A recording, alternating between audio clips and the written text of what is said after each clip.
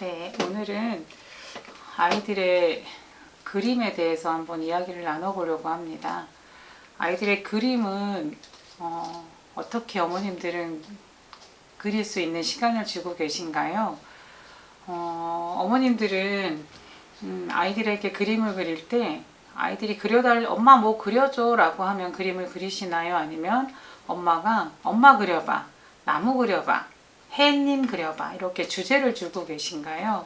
아니면 아이가 스스로 막 그냥 그림 그리는 것들을 그냥 어머님들이 지켜보고 계시는지, 물론 여기에 이제 다 속하실 거라는 생각이 드는데, 저는 아침에 아이들이 등원하면 바로 그림 먼저 한 장을 그리게 하거든요.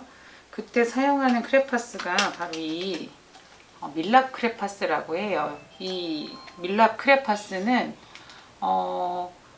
벌집으로 만들어져 있거든요. 그래서 이 벌집으로 만든 이 크레파스는 자, 이렇게 면으로 그림을 그리게 되어 있어요. 그래서 면으로 그림을 그리다 보면 아이들이 세상을 뾰족하게 경험하기보다는 세상을 두루두루 넓게 아이들이 경험할 수 있게, 그래서 이렇게 저희는 밀랍 크레파스를 주고 있습니다. 그런데 이것만 쓰는 건 아니고요. 어린 연령일수록, 그리고 처음 무엇인가 도구를 사용하는 것들을 사용한다면 저는 이렇게 널쩍한 지우개 모양으로 된 크레파스를 주는 게 훨씬 더 아이들이 전체 손을 다 이용해서 잡아서 그림을 그리기 때문에, 그리고 이렇게 세워서 그리는 게 아니라 면 전체로 그림을 그리는 거기 때문에 아이들에게는 훨씬 더 안정적이고 무엇인가 잡고 그리는 것도 편하게 그림을 그릴 수 있다라는 생각이 들고요.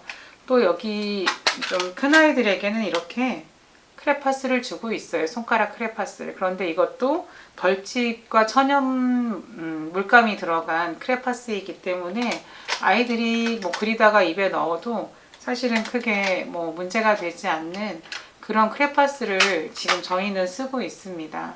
그래서 연령에 맞게 주기도 하고, 큰 아이들 같은 경우는 두 가지를 다 주기도 해요. 이렇게 아침에 일어나서 아이들에게 그림을 그리게 하는 거는 그림을 통해서 아이들이 어떻게 발달되어 가고 있고 아이의 그림이 어느 정도의 지금 다가오고 있는지를 좀 알 수 있거든요. 제가 그림을 한번 봤더니 전 세계 아이들의 연령은 되게 비슷하게 그림들이 나오더라고요. 그러니까 예를 들면 처음 끄적이기를 하는 아이들은 힘이 없어서 무엇인가를 손에 쥐고 그림을 그리는 게 굉장히 힘이 없어서 아주 옅은 어떤 끄적임 정도만 그림을 그린다고 한다면, 조금 큰 아이들은 이제 손에 조금 더 힘이 생겨서 둥글둥글 돌리면서 이제 그림이 그려지겠죠.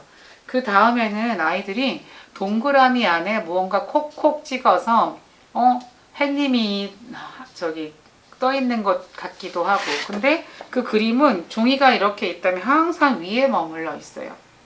그런데 조금 더 큰 아이들은 햇님의 이렇게 햇님처럼 머리카락을 아이들은 표현하기도 하고 손과 발이 나오기도 하지만, 정확하게 그리기보다는 그냥 쭉쭉, 우리가 예전에 졸라맨이라고 얘기 많이 했지요.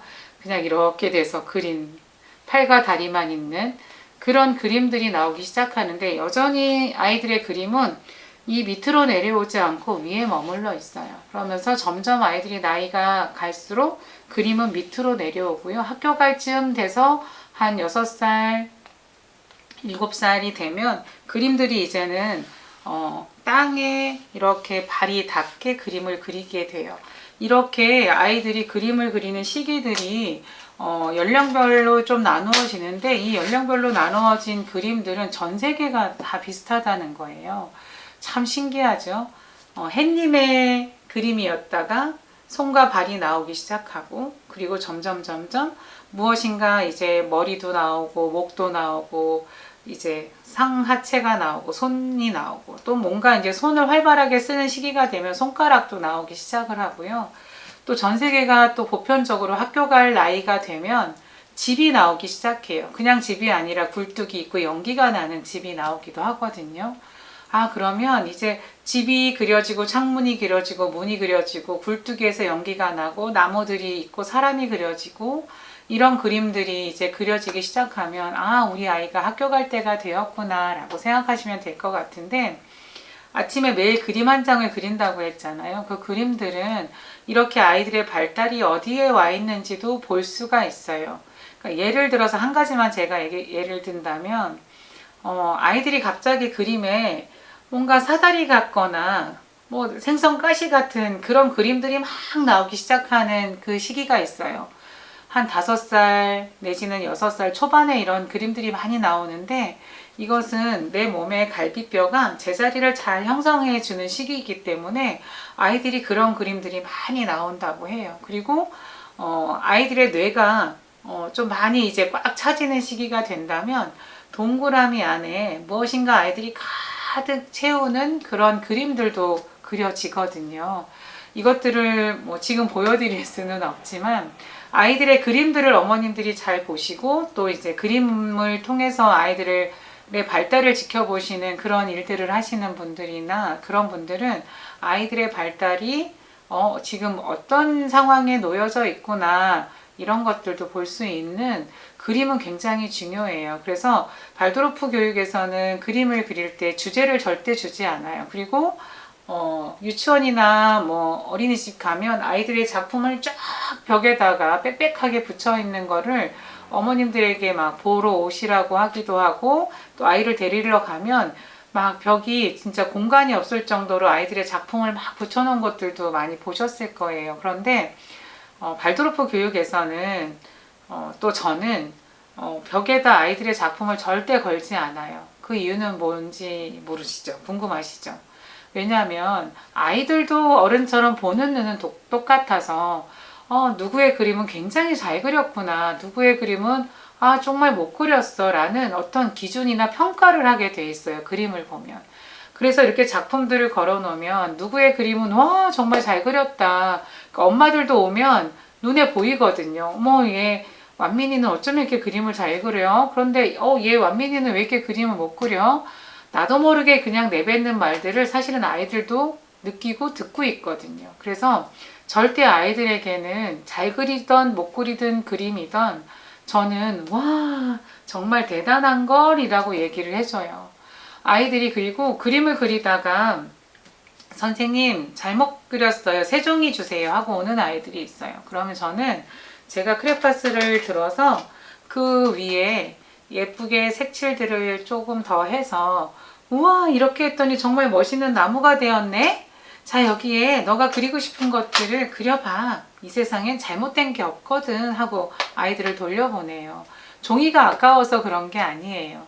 아이들이 무엇인가 뭔가 잘못됐고 이런 경험들은 사실은 아이들에게는 별로 좋은 경험이 아닌 것 같아요.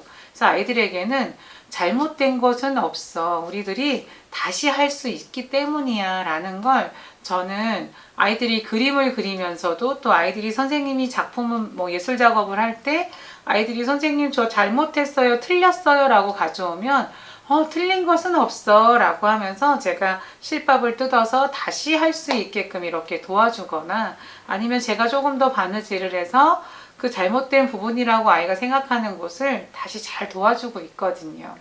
그래서 아이들에게 매일 그리는 그림 한 개 정도는 아무런 간섭을 받지 않고 아이가 즐겁게 그리면 좋고요. 사실은 너만 그림 그려 라고 얘기하면 아이들은 그림 그리고 싶지 않을 거예요. 그래서 엄마가 먼저 그림을 그리기 시작을 하면 아이들은 엄마를 모방해서 그림을 그리기도 하지만 아이들은 정말 즐겁게 그림을 그리거든요. 근데 여기에서 또 어머님들이 질문을 하실 때가 있어요.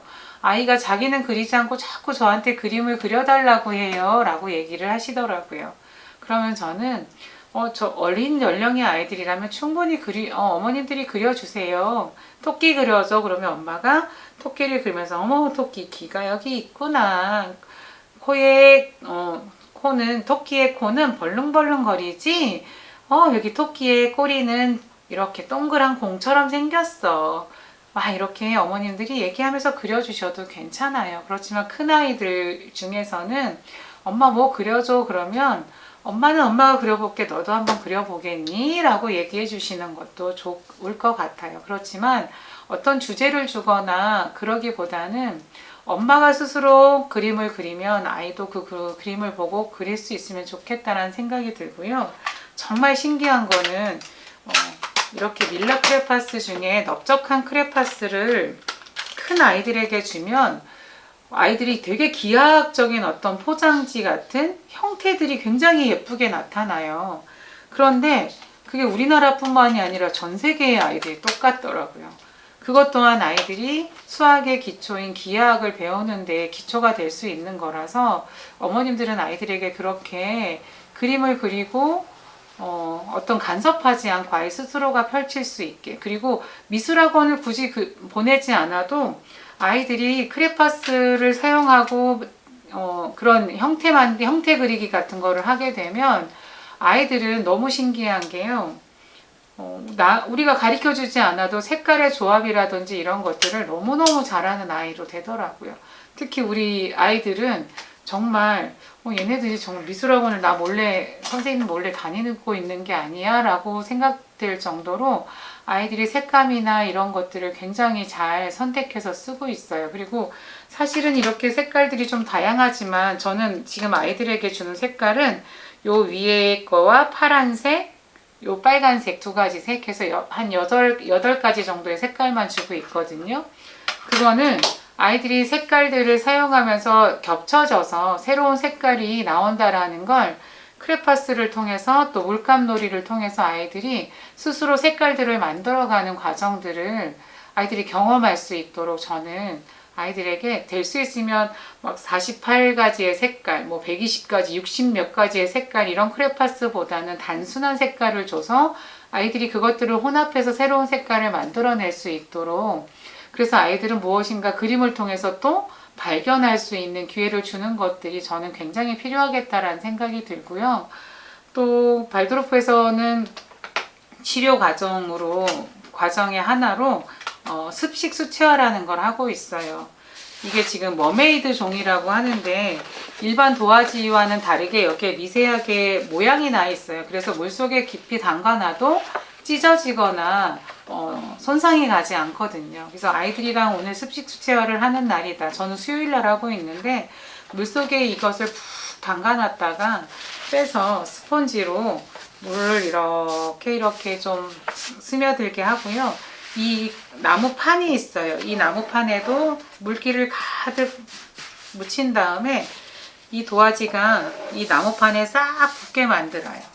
이렇게 붙게 만든 다음에 처음부터 이 색깔을 다 주지는 않아요. 아이들에게 저는 빨강, 노랑, 파랑만 주고 있어요. 그래서 이 물감을 각 통에다 타서 여기에 아주 조금씩 따라준 다음에 아이들에게 맞는 이 붓을 줘서 물에 닦아서 할 때마다 물감을 쓰고 다시 닦아서 다음 색깔을 쓰고 이렇게 이제 활용을 하고 있는데, 자, 보시는 것처럼 지금 이게 빨간과 노랑을 가지고 지금 그림을 그렸는데 어때요?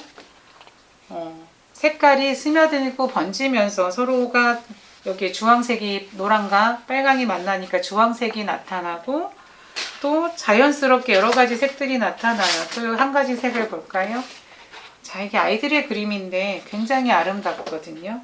색과 색의 번짐으로 해서 생기는 이런 조화로움들을 아이들은 경험하게 되는데, 왜 해필이면 아이들은 그냥 저희가 지금 학교 다니면서 경험한 것은 건식 수채화가 더 많았다고 한다면 왜 이 시기에는 젖은 종이에 그림을 그리게 할까라는 또 질문을 어머님들이 하실 수 있을 것 같은데, 젖은 종이에 그림을 그리는 것은 이렇게 큰 종이라고 하더라도 아이들이 쉽게 이 면을 다 채울 수 있다라는 장점이 있어요. 그리고 번지는 이 과정들은 아이들에게 오늘 아침에 엄마가 원피스를 입고 싶었는데 못 입고 가게에서 속상한 마음을 막 가지고 왔어요. 그런데 물감이 딱 떨어지면서 도화지가 젖어 있는 곳에서 쫙 번지는 것들은 이렇게 웅크려 있고 꼭 꽁꽁 이제 닫혀 있던 아이의 마음을 좀 풀어주는 역할도 하고요.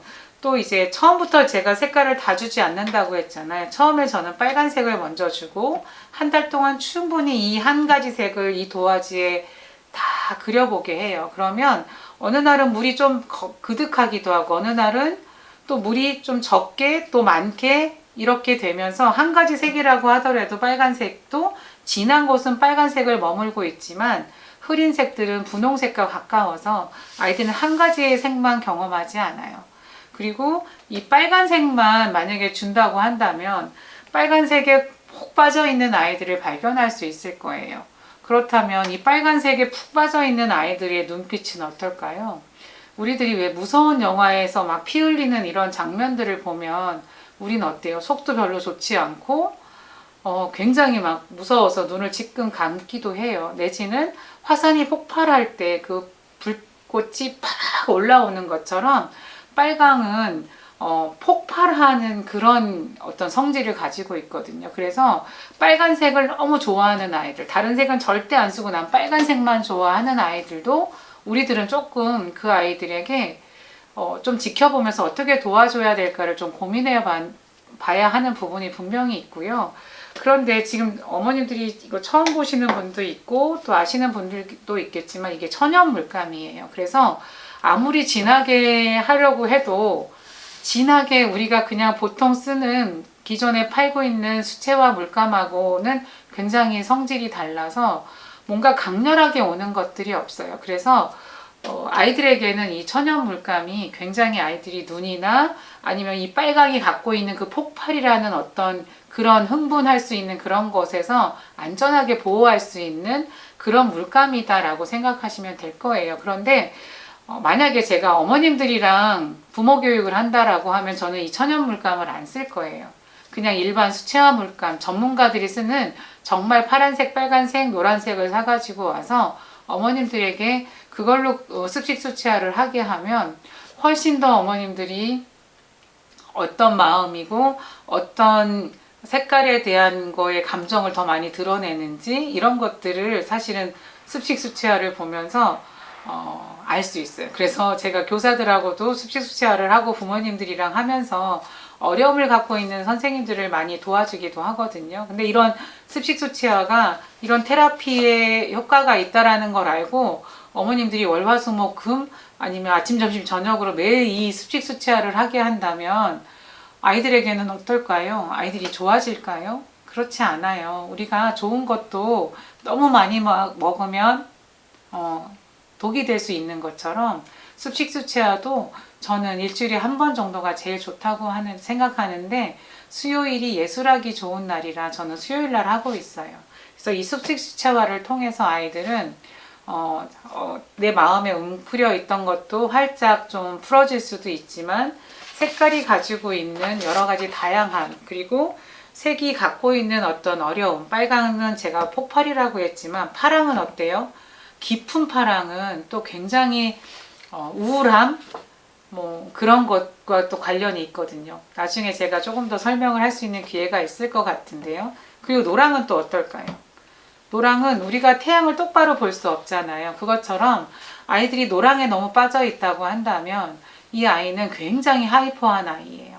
그래서 ADHD 아이들이 색깔로 표현한다면 노란색이라고 할 수 있을 것 같아요. 그래서 이런 색깔을 통해서 아이들이 조금 어려움을 느끼고 있다라고 한다면 저는 이렇게 파란색에 노란색을 조금 도움의 색깔로 주기도 하고 또 빨간색에 푹 빠져 있는다면 또 빨간색을 주기도 하고 노란색에 푹 빠져 있다면 가끔은 파란색, 가끔은 빨간색으로 아이들이 그런 치료를 할 수 있는 그렇다고 너가 문제가 있어 라는 게 아니라 이런 물감을 통해서 아이들이 스스로 그런 어려움을 조금 스스로 치료할 수 있는 그런 부분이 되도록 도와주고 있고요. 또 이제 치료 교육을 본다면 물이라는 부분을 많이 활용하기도 하거든요. 물은 어때요? 흐르는 습성이 있어요. 그래서 무엇인가 흘려보낸다라는 그런 걸로 아이들이 갖고 있거나 어른들도 마음에 어떤 상처나 어려움이 있을 때 목욕을 하거나 막 뭐 이렇게 물을 마저 본다거나 아니면 흐르는 물에 뭔가를 계속 해보는 것들이 굉장히 마음을 좀 편안하게 만들어줄 수 있다고 생각합니다. 그래서 부모님들이 집에 있는 크레파스나 물감으로 한번 아이들과 이런 놀이를 해보시는 것도 아이들이 어떤 색깔에 우리 아이들은 더 빠져 있거나 아니면 우리 아이들은 건강하게 지금 이런 색깔들을 누릴 수 있구나 이런 것들도 경험해 보시면 참 좋지 않을까 생각합니다. 들어주셔서 감사합니다.